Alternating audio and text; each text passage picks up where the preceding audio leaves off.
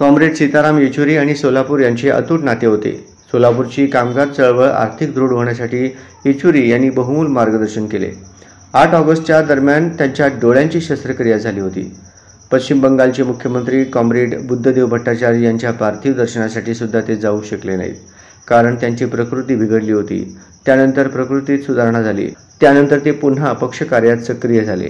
18 August रोजी मी comrade Yechury यांनी शहर मध्येची जागा संबंधी सोनिया गांधी यांच्याशी विचार विनिमय करण्यासाठी दिल्लीला येऊ अशी विचारणा केली असता आपण येऊ नका, माझे यासंबंधी भ्रमणध्वनीवरून माझे संभाषण झाले असून 19 ऑगस्ट रोजी सकाळी सोनिया गांधी यांच्या घरी जाणार असल्याची माहिती दिली.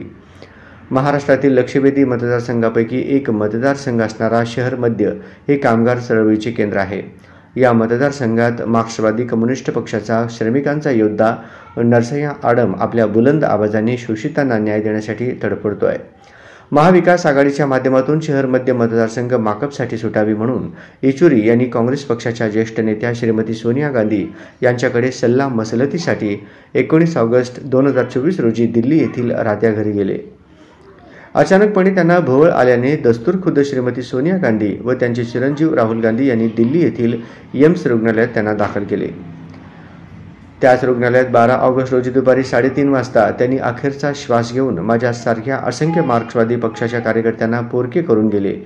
त्यामुळे पक्षाची कधीही न भरून निघणारी पोकळी निर्माण झालेली आहे. ही पोकळी भरून काढण्यासाठी त्यांनी आम्हाला दाखवलेला लोकशाही क्रांतीचा मार्ग आणि मार्क्सवादी लेनिनवाद जनमानसात रुजवण्यासाठी या देहातील रक्ताच्या शेवटच्या थेंबापर्यंत वर्ग संघर्षासाठी लढत राहणे आणि लढता लढता शहीद होणे हीच खरी श्रद्धांजली असेल, अशा भावपूर्ण शब्दात माकपाचे ज्येष्ठ नेते तथा माजी आमदार कॉम्रेड नरसय्या आडम मास्तर यांनी अभिवादन केले.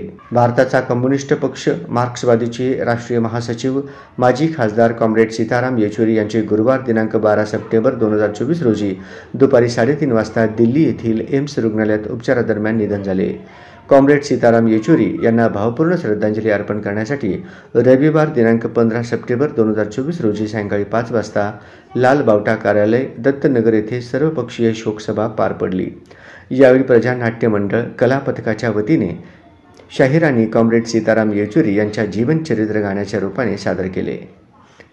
तत्पूर्वी माजी केंद्रीय गृहमंत्री सुशीलकुमार शिंदे येचुरी यांच्या सोबतच्या आठवणींना उजाळा देताना म्हणाले की देशातील लोकशाही, समाजवाद आणि धर्मनिरपेक्ष तत्वांसाठी प्राणपणाला लावणारा महान प्रतिभावंत मार्क्सवादी कॉम्रेड सीताराम येचुरी यांच्या निधनाने काँग्रेस, माकपसह डाव्या पक्षांची मोठी हानी झाली आहे.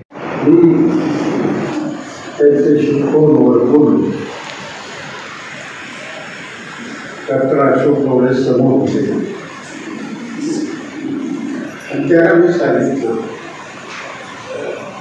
शहर मध्यची जागा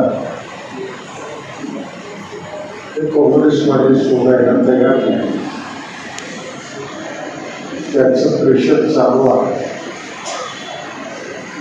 आणि काँग्रेसच्या सगळ्या पुढाऱ्यांना भेटलेला आहे.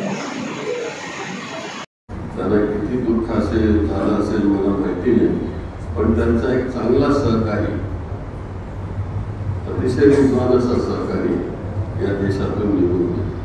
त्यांच्या सगळ्या प्रोजेक्टना साथ देणारा येचुरी मला माहिती आहे की किती कठीण परिस्थितीमधून त्याला साथ देणारा, बरोबर घेऊन जाणारा, दिल्लीमध्ये प्रत्येक ठिकाणी मंत्र्याकडे नेत्यांच्याकडे घेऊन जाणारा आणि त्यांना सगळ्या तऱ्हेची मदत देणारा सीताराम येचुरी आज आमच्या निघून गेलेला आहे.